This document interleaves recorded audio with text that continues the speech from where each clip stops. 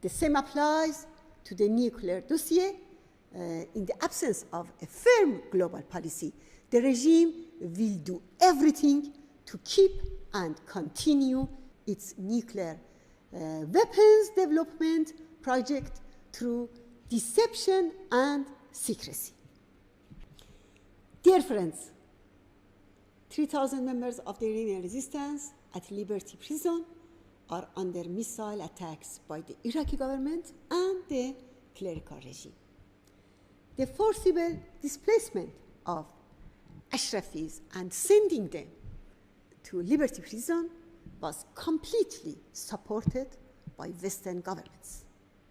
The US, Britain, and the EU all promised to protect members of the resistance in liberty, but instead they remained silent about the mass execution and hostage-taking that happened on September 1st.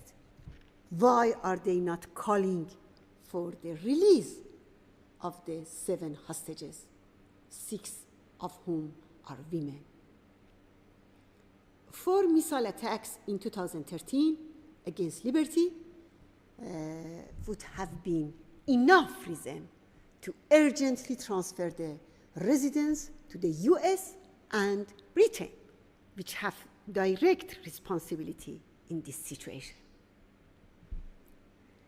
We keep calling for such an urgent measure, but for the past 3 years, Britain has refused to accept even those who have refugee status in that country.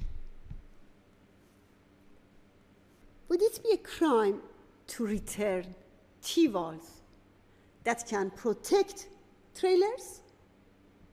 Would it be a crime to transfer the vests and protective helmets of the residents from Ashraf? These are the same vests and helmets that UN staff at Liberty use. Is it too much to ask for the transfer of medical equipment which were purchased by the residents themselves? Is it too much to ask to sell the residents' assets in Ashraf, which is worth millions of dollars? So why is Britain refusing to support such legitimate demands? The purpose of changing European policy toward Iran would not only be to improve the situation in Iran, but to prevent greater catastrophe. What is happening today in Syria and Iraq are only the beginning. You and other parliamentarians supportive of the resistance have taken courageous steps in this regard so far. You have the power and the means to change the wrong policy.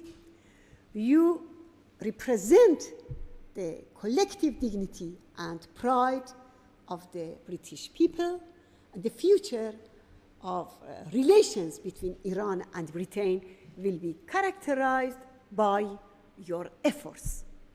Your efforts will wash away bad memories of people towards British meddling in Iran. You have, in your previous speeches, perfectly described the religious dictatorship ruling Iran. As Baroness Boothroyd has already said, the massacre of political prisoners in 1988 is the greatest unpunished crime against humanity after the World War II. For this reason, we must continue our struggle against a religious dictatorship ruling Iran that is a threat for peace and security in the world until its downfall.